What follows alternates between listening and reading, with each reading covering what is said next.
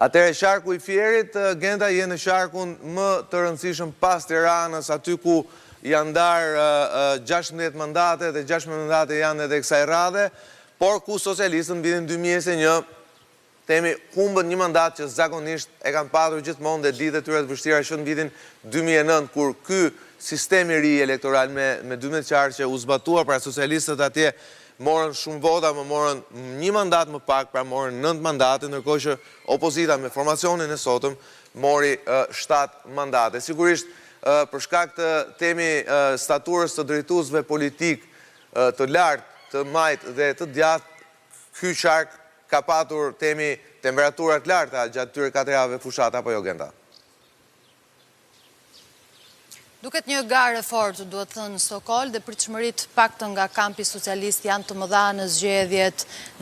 që mbahen sot, nuk synohet ndoshta vetëm një mandat shtesë në një skenar bazë, po 2 mandate ekstra para Partia Socialiste, ku qytetarët e Fierit në fakt tradicionalisht kanë votuar majtas, duke nxjerrë Partinë Socialiste forcë të parë, janë më optimist në këto zgjedhje, synojnë të marrin 10 mandate, po kjo në pritshmëritë e tyre mund të shkoj edhe në një 11 mandate. Sigurisht to janë, po themi, parashikime që bëhen para këtyre zgjedhjeve, po duhet thënë që gara është e fortë. Në të dyja kampet, në Partinë Demokratike, në Aleancën e Partisë Demokratike, po ashtu edhe në Partinë Socialiste, kemi 5 deputet që janë në listë të mbyllur. Në Aleancën e Partisë Demokratike është dhe një nga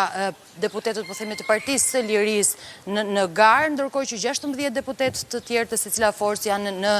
listë të hapur. Por sigurisht ka qenë një fushat që ka spikatur edhe në aspektin, po themi, të mediave sociale. Zdegjine Çaushi ka qenë një nga kandidatet për deputetën e listë të hapur që e ka bërë ndoshta këtë garë edhe më interesante në aspektin e rrjeteve sociale, në përplasje edhe me kandidatën e Partisë Demokratike Gazmend Bardhi, po duket paktën që do të jetë një garë e fortë në këto zgjedhje, por mbetet për tu parë në fakt. Nëse do të bëja një bilanc se si është situata në qendrën e votimit ku unë jam pozicionuar në KZA-zën numër 59 në shkollën e mesme artistike Jakov Xoxa. Procesi ka nisur pa vonesa i votimit, janë shfaqur edhe votuesit e parë, sigurisht janë vetëm 30 minutat e para ku ka nisur procesi votimit, po duket se Fieri ka votuar masivisht nëse referohemi shifrave të vitit 2021 në rang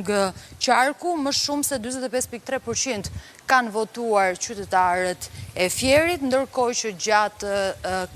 zgjedhjeve të 11 majit janë në listë më shumë se 381.524 zgjedhës që do të ushtrojnë të drejtën e votës në qarkun e Fierit për të prodhuar 16 mandate, duke bërë kështu një qark të rëndësishëm jo vetëm në aspektin ekonomik, por dhe në aspektin politik, siç e the edhe ti më herët, pas Tiranës prodhon më shumë mandate. E drejtë është dhe aty në fakt është regjistruar dhe incidenti i parë kur është arrestuar një person i cili tentoi të blinte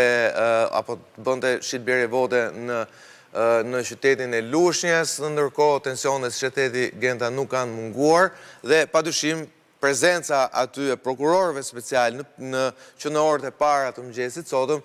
tregon se të le të themi do kesh shumë punë sot në këtë qark, që i cili është i gjerë së bashku me